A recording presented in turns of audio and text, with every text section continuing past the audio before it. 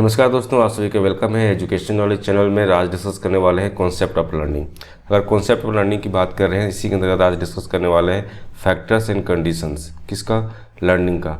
कि लर्निंग की बात होती है, सीखने की बात होती है, उसको किस प्रकार से उसको प्रभावित करने वाले जो फैक्टर्स होते हैं, कारक होती हैं, उसका दशाएँ होती है, वो किस प्रकार से प्रभावित करती है, इसके बारे में काफ़ी डिटेल्स में डिस्कस करने वाले हैं। साथ ही डिस्कस कर चुके थे कि सीखने की प्रक्रिया क्या होती है, सीखने का अर्थ या फिर परिभाषा क्या होता है, इस सभी के बारे में काफ़ी डिटेल्स में डिस्कस कर चुके हैं। तो वीडियो अपलोड अभी तक आपने देखे हैं तो उसका जो लिंक है डिस्क्रिप्शन बॉक्स में मिल जाएगा या फिर आई बटन में मिल जाएगा, वहाँ से उसको देख सकते हैं। ये टेलीग्राम ग्रुप है, इसको ज्वाइन कर सकते हैं, इसका जो लिंक है डिस्क्रिप्शन बॉक्स में मिल जाएगा, या फिर इस QR कोड को स्कैन करके भी यहाँ पे ज्वाइन कर सकते हैं। चलिए आज से क्लास स्टार्ट करते हैं।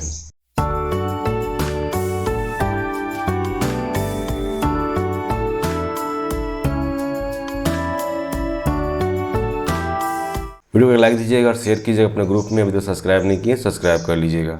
चैप्टर का नाम क्या है? सीखना या लर्निंग बात करते हैं। तो इसी के अंतर्गत ये डिस्कस करने वाले हैं कि इसके डिफिनेशन, इसके प्रोसेस, मेथड्स एंड इंपॉर्टेंस। ये चैप्टर का नाम है, ये काफ़ी लोग कंटिन्यूस डिस्कस कर रहे हैं। इसी में से आज का जो टॉपिक है डिस्कस करने वाले हैं, सीखने को प्रभावित करने वाले जो कारक है, इसके जो दशाएँ हैं, वो किस प्रकार से देखने को मिलता है। वैसे तो बात कर रहे हैं सीखने का या फिर बात कर रहे हैं लर्निंग का, जिसको प्रभाव करने वाले बहुत सारे ऐसे कारक हैं, बहुत सारे ऐसे कारक है, बहुत सारे ऐसे दशाएँ होती है जो क्या होते हैं कि सीखने को बहुत ज़्यादा इफेक्ट डाल सकता है, उसको प्रभावित कर सकता है। लेकिन उसमें से कुछ जितने इंपॉर्टेंस पार्ट हो सकते हैं वो सारे पार्ट हम आज डिस्कस करने वाले हैं। सब्जेक्ट का नाम क्या है? सब्जेक्ट का नाम है शिक्षण एवं अधिगम, टीचिंग एंड लर्निंग। तो आते हैं पॉइंट पर। सिम्पसन इन्होंने बताया है कि अन्य दशाओं के साथ साथ सीखने की कुछ दशाएं हैं। अगर बात करते हैं कुछ दशाएं, कुछ कंडीशंस की बात की जाती है तो बहुत सारे कंडीशन हो सकते हैं। उसमें से कुछ कंडीशन आपको इस प्रकार से देखने को मिलेगा: उत्तम स्वास्थ्य रहने की आदत, शारीरिक दोषों के से मुक्ति, अध्ययन की अच्छी आदतें, संज्ञानात्मक संतुलन, मानसिक योग्यता, कार्य संबंधी परिपक्वता, वांछनीय दृष्टिकोण और रुचियाँ, उत्तम सामाजिक अनुकूलन, रूढ़िबद्धता और अंधविश्वास से मुक्ति। अगर हम बात करते हैं क्या सीखने को प्रभावित करने वाला जो कारक है, सारे कारक आपको देखने को मिलेगा, जिसके अंतर्गत बात किया गया है कि सारी चीज़ें जो है बहुत ज़्यादा प्रभाव पड़ता है आपका टीचिंग या लर्निंग की बात करते हैं। तब जब सीखने की बात होती है, जैसे आप देखिए कोई ऐसा बच्चा है जो पूरी तरह से स्वस्थ है, तो उसमें जो सीखने की बात होगी काफ़ी अच्छी तरह से कोई भी चीज़ों को आसानी से वो सीख पाएगा।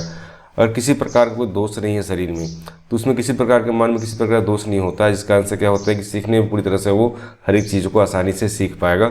और उसकी जो आदतें होंगी वो अच्छी आदतें देखने को मिलेगा, उसमें इमोशनल वगैरह कंट्रोल देखने को मिलेगा, उसका मेंटल एबिलिटी काफ़ी अच्छी होगी, किसी कार्य को करने में काफ़ी ज़्यादा वो मेच्योरिटी फील करेगा, या फिर बोल सकते हैं कि मेच्योर हो जाएगा, है ना। उसकी जो रुचि होगी वो भी उसके उद्देश्य या उसके ऑब्जेक्टिव के आधार पर ही रहेगा। एक अच्छा समाज का निर्माण के अंतर्गत क्या होता है, सीखने का जो प्रोसेस होता है वो भी आपको देखने को मिलेगा। तो कह सकते हैं कि अगर सीखने की बात की जा रही है तो इसमें जो प्रभाव लाने वाला जो फैक्टर है वो आपको इस प्रकार से देखने को मिलेगा। आज सारे पॉइंट को लेकर के समझने वाले हैं। पहला पॉइंट क्या है आपका कि विशेष सामग्री का स्वरूप, ठीक है, नेचर ऑफ सब्जेक्ट मैटर्स की बात कर रहे हैं कि जो भी आप सिखाना चाह रहे हैं, आपका जो टॉपिक है, उस टॉपिक में किस प्रकार से उसका जो नेचर है वो किस प्रकार से बच्चे को सीखने में प्रभावित कर सकता है। तो पहला पॉइंट क्या आता है इसमें कि सीखने की प्रक्रिया पर सीखी जाने वाली विशेष सामग्री का प्रत्यक्ष प्रभाव पड़ता है।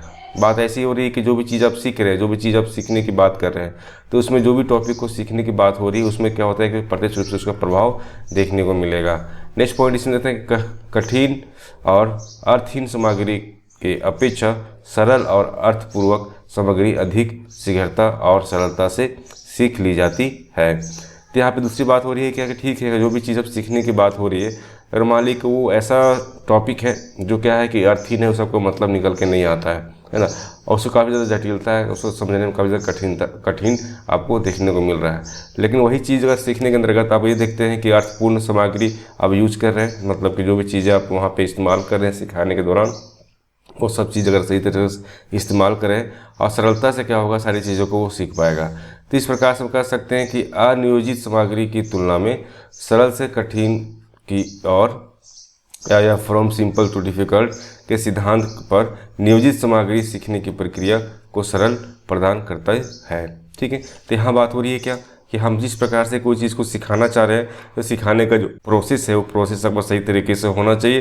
कैसा होना चाहिए? सरल से कठिन की ओर होना चाहिए। ठीक है, पहले क्या करें, जो भी चीज़ सिखाना है उसको सिंपल जो टॉपिक है, सिंपल पॉइंट है, पहले उसको बताएं और उसके बाद उसको रिलेट करें डिफिकल्ट पॉइंट से। तो यहाँ से क्या होगा कि सीखने का जो प्रक्रिया की बात कर रहे हैं, काफ़ी ईजी वे में हम यहाँ पे किसी बच्चे को कोई भी टॉपिक को समझा सकते हैं। नेक्स्ट बात होती है कि बालकों के शारीरिक व मानसिक स्वास्थ्य। बच्चे की बात हो रही है कि बच्चे का फिजिकल और मेंटल हेल्थ किस प्रकार से है, ठीक है। तो जो छात्र शारीरिक और मानसिक दृष्टिकोण से स्वस्थ होते हैं वे सीखने में रुचि लेते हैं और शीघ्र सीखते हैं। इसके विपरीत शारीरिक और मानसिक रोगों से पीड़ित छात्र सीखने में किसी प्रकार की रुचि नहीं लेते हैं। फलतः वे किसी बात को बहुत देर में या बोल सकते हैं कि कम सीख पाते हैं। तो यहाँ बात हो रही है क्या, फिजिकल और मेंटल हेल्थ की बात हो रही है, जिसके अंतर्गत आप देख सकते हैं कि वैसे बच्चा जो फिजिकली और मेंटली फिट है तो उसमें क्या होता है कि सीखने की जो प्रोसेस होते हैं, लर्निंग का प्रोसेस होता है, वो काफ़ी उसमें इंटरेस्ट भी लेता है और बहुत जल्दी उस चीज़ को सीख भी लेता है। लेकिन जैसे इसके अपोजिट अगर बात करते हैं, वैसे बच्चा इसका शारीरिक और मेंटल रूप से वो फिट नहीं है, तो उस सिचुएशन में क्या होते हैं कि सीखने की प्रक्रिया में क्या होता है उसका रुचि बना हुआ नहीं रहता है और साथ में क्या होता है कोई भी चीज़ को सीखने की कोशिश भी करते हैं तो बहुत देर से उस चीज़ को सीखते हैं और बहुत ही कम सीख पाते हैं। जितना चीज़ आप बताते हैं उसका 10% 20% ही बच्चे सीख पाते हैं। नेक्स्ट पॉइंट इसमें आता है क्या, परिपक्वता, मैच्योरेशन। तो मैच्योरेशन के अंदर क्या देखने मिलता है कि जो शारीरिक और मानसिक परिपक्वता वाले जो छात्र होते हैं वो नए पाठ को सीखने के लिए सदैव तत्पर और उन्मुक्त रहते हैं, अतः वे सीखने में किसी प्रकार की कठिनाई का अनुभव नहीं करते। वैसे बच्चा जो फिजिकली और मेंटली जो है मैच्योर हो जाता है उसमें क्या होता है, कोई भी नया टॉपिक को पढ़ा रहे हैं, कोई भी नया सब्जेक्ट को पढ़ा रहे हैं, कुछ ऐसे टॉपिक जो उससे लाइफ से काफ़ी ज़्यादा रिलेटेड है, जो भी चीज़ें उसको पढ़ाना या सिखाना चाह रहे हैं उसमें क्या होता है वो हमेशा उस पर तत्पर रहेगा, हमेशा वो सीखने की कोशिश करेगा, उसका इंटरेस्ट हमेशा बना हुआ रहेगा। और साथ ही क्या होता है जब इस तरह की चीज़ें होती है जिससे क्या होता है किसी प्रकार के कोई सीखने में कोई अनुभव वो कठिनाई फील नहीं करता है। यदि छात्रों में शारीरिक और मानसिक परिपक्वता में अगर कमी हो जाती है तो सीखने में क्या होता है कि उसके समय भी लगता है और शक्ति का नाश भी होता है। वैसा बच्चा जो फिजिकली और मेंटली मैच्योर नहीं है तो उसमें क्या होता है कि सीखने की बात की जाती है, सिखाने की बात की जाती है तो उसमें समय भी काफ़ी ज़्यादा देखने को मिलता है कि बहुत ज़्यादा समय लगता है। और साथ में क्या होता है जो भी चीज़ आप सिखाना चाह रहे हैं उसमें क्या होता है कि बच्चे को काफ़ी ज़्यादा उसमें शक्ति का नाश, मतलब कि हो सकते हैं कि जो भी चीज़ आप कोशिश कर रहे हैं बार बार सीख जाए उसके बावजूद क्या होता है कि बच्चा उस चीज़ को नहीं सीख पाता क्योंकि वो फिजिकली और मेंटली क्या है, मैच्योर नहीं है, परिपक्व नहीं है। नेक्स्ट पॉइंट बात करते हैं इसी में, कोलसैनिक। तो कोलसैनिक के अनुसार ये बताया गया है कि परिपक्वता और सीखना पृथक प्रक्रिया नहीं है। अगर बात करते हैं परिपक्वता मैच्योरेशन की बात करते हैं या फिर लर्निंग की बात करते हैं, दोनों क्या है, एक ही सिक्के का दो पहलू, दोनों अलग नहीं हो सकता है, वरन एक दूसरे से अवांछनीय रूप से संबंध और एक दूसरे पर निर्भर करता है। यहाँ तक कि क्या होता है कि दूसरे को एक दूसरे से काफ़ी ज़्यादा संबंधित होता है और दूसरे पर क्या होता है, निर्भर भी करता है। तभी बात कहा गया कि ठीक है जो बच्चा जिस टॉपिक को सीखना चाह रहा है उसमें क्या होता है कि बच्चे को कम से कम उस लेवल तक बच्चा होना चाहिए, है ना। ऐसा बच्चा नहीं है जो 6 क्लास में पढ़ रहा है उसको 8 क्लास 9 क्लास का अगर टॉपिक को दे रहे हैं तो उसमें क्या होता है बच्चे उस चीज़ को नहीं सीख पाएगा।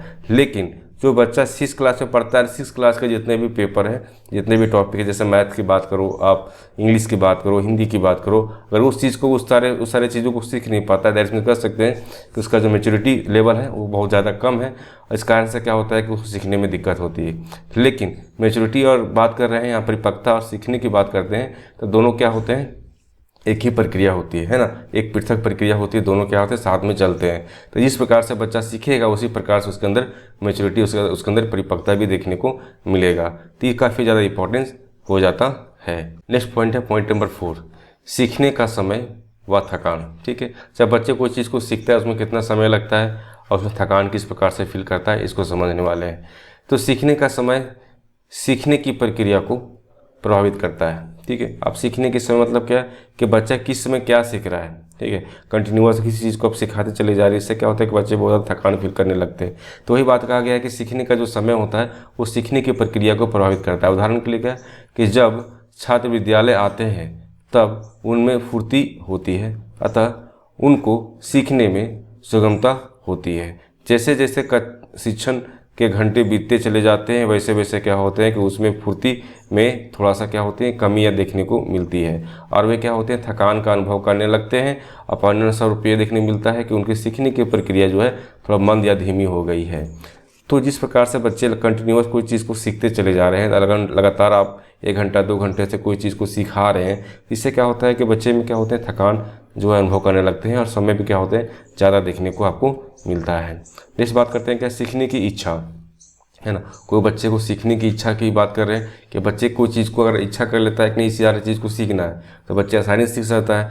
एक बच्चे की इच्छा ही नहीं है कि उस चीज़ को हम सीखें, इसमें क्या होता है कि आप लाख कोशिश कर लीजिएगा, बच्चे को उस सारे टॉपिक को आप सिखा नहीं पाएंगे। तो यहाँ बात हो रही है क्या, सीखने की इच्छा। नेक्स्ट पॉइंट से हम बात करने वाले हैं कि यदि छात्रों में किसी बात को सीखने की इच्छा होती है तो वे प्रतिकूल परिस्थितियों में भी उसे सीख लेते हैं। अतः यह कह सकते हैं कि अध्यापक का एक महत्वपूर्ण कर्तव्य होता है कि वे छात्रों की इच्छा शक्ति को दृढ़ बनाए और इस लक्ष्य की प्राप्ति के लिए उसे उनकी रुचि और जिज्ञासा को जागृत करना चाहिए। ठीक है, तो नेक्स्ट पॉइंट यहाँ पे यही बात की जा रही है। ठीक है, अगर बच्चे को सिखाने की बात करते हैं तो सबसे बड़ी बात ये होती है कि बच्चे के अंदर सीखने की इच्छा होनी चाहिए। और जैसे बच्चे के अंदर सीखने की इच्छा होगी तो क्या होगा, अपने आप ही क्या होगा, सारी चीज़ों को सीख लेंगे। इसलिए एक टीचर का कर्तव्य ये होता है कि पहले क्या होना चाहिए कि छात्रों के अंदर जो बच्चे सीख रहे हैं उसके अंदर इच्छा शक्ति के प्रति हमेशा ध्यान देना चाहिए। उसमें एक हमेशा पॉजिटिव वे में बच्चे को बताना चाहिए कि किसी बच्चे को उसको सारा चीज़ सीखने के बाद बच्चे में उस सारा चीज़ सीखने के बाद वहाँ उसको किस प्रकार से इस्तेमाल कर पाएगा। उसके लक्ष्य प्राप्ति के प्रति हमेशा क्या होना चाहिए, उसकी रुचि और जिज्ञासा हमेशा बनाए रखना चाहिए। जिससे क्या होगा कि आपको सीखने की बात कर रहे हैं वो आसानी से बच्चे को कोई टॉपिक को सिखा सकेंगे। इस बात करते हैं इसी में प्रेरणा, मोटिवेशन की बात कर रहे हैं कि सीखने की प्रक्रिया में प्रेरकों जो मोटिवेट करते हैं का स्थान जो है सबसे अधिक महत्वपूर्ण माना जाता है। ठीक है, आप जब कोई चीज़ को सिखाते हैं, कोई चीज़ को लर्न करवाते हैं, उसमें जब जो मोटिवेशन की बात की जाती है वो मोटिवेशन काफ़ी ज़्यादा इंपॉर्टेंट रोल निभाता है। प्रेरक जो मोटिवेटर होते हैं, है ना, जो टीचर की बात कर रहे हैं कि बालकों को नई बातें सिखाने के लिए प्रोत्साहित करते हैं। अतः यदि अध्यापक चाहता है कि उसके छात्र नए पाठ को सीखे तो वह प्रशंसा और प्रोत्साहन इत्यादि विधियों का प्रयोग करके उनको प्रेरित करते हैं। जिससे क्या होता है कि जब भी कोई टॉपिक को पढ़ाना चाहते हैं तो वहाँ पे क्या होता है कि उनको मोटिवेशन करना काफ़ी आवश्यक हो जाता है। और जैसे मोटिवेशन की बात आती है तो वहाँ से क्या होते हैं कि आपका टीचिंग लर्निंग का प्रोसेस है काफ़ी ईजी वे में वहाँ से आप कर पाते हैं। तो स्टीफन के अनुसार ये बताया गया है कि शिक्षक के पास जितने भी साधन उपलब्ध हैं उनमें प्रेरणा संभवतः सर्वाधिक महत्वपूर्ण है। ठीक है, अब कोई टीचर है जो विभिन्न तरह का मेथड्स के टेक्निक का स्किल का यूज करता है, उसमें सबसे ज़्यादा इंपॉर्टेंस बात ये आती है कि उसको अगर मोटिवेशन करने के लिए आ रहा है तो बोल सकते हैं कि शिक्षण का जो प्रक्रिया है वो आसानी से कर पाएगा। तो वही बात कहा गया कि टीचर के पास जितने भी साधन है उपलब्ध साधन जितने भी है, उपलब्ध साधन मतलब क्या हुआ, टीचिंग एड की बात की जा रही है, स्किल की बात की जा रही है, टीचिंग प्रोसेस की बात की जा रही है, उसके मेथड्स की बात की जा रही है ना। ये सारी चीज़ें क्या होती है, टीचर का अपना एक साधन होता है जिसके आधार पर क्या होते हैं कि टीचर कोई भी टॉपिक को पढ़ाते हैं। तो जितने भी आपके पास साधन होते हैं उस साधन में से सबसे ज़्यादा इंपॉर्टेंट साधन जो बोल सकते हैं मोटिवेशन या प्रेरणा देखने को मिलता है। नेक्स्ट पॉइंट में आते हैं कि अध्यापक व सीखने की प्रक्रिया। ठीक है, टीचर एंड लर्निंग प्रोसेस की बात हो रही है। तो सीखने की प्रक्रिया में पद प्रदर्शन के रूप में शिक्षक का स्थान जो है अति महत्वपूर्ण हो जाता है और उनके कार्यों और विचारों चाहे व्यवहार और व्यक्तित्व ज्ञान या शिक्षण विधि को छात्रों के सीखने पर प्रत्यक्ष प्रभाव पड़ता है। तो टीचर को जब कोई चीज़ को सिखाते हैं, लर्निंग प्रोसेस में जो भी चीज़ को सिखाना चाहते हैं, चाहे वो उसके व्यवहार हो गए, उसके व्यक्तित्व की बात कर रहे हैं, है ना, किसका, टीचर का, उसके कार्य करने का प्रोसेस की बात कर रहे हैं, टीचिंग मेथड्स की बात कर रहे हैं, सभी चीज़ें क्या होते हैं कहीं ना कहीं बच्चे के सीखने का जो है प्रोसेस में काफ़ी ज़्यादा प्रभाव देखने को मिलता है।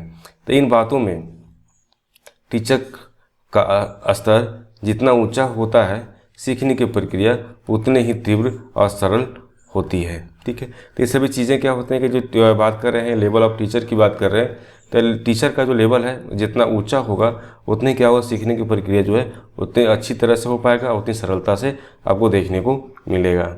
नेक्स्ट पॉइंट बात करते हैं इसी में कि सीखने का उचित वातावरण। ठीक है, एक अच्छा इन्वायरमेंट की बात कर रहे हैं, एटमॉस्फेयर किस प्रकार से होना चाहिए।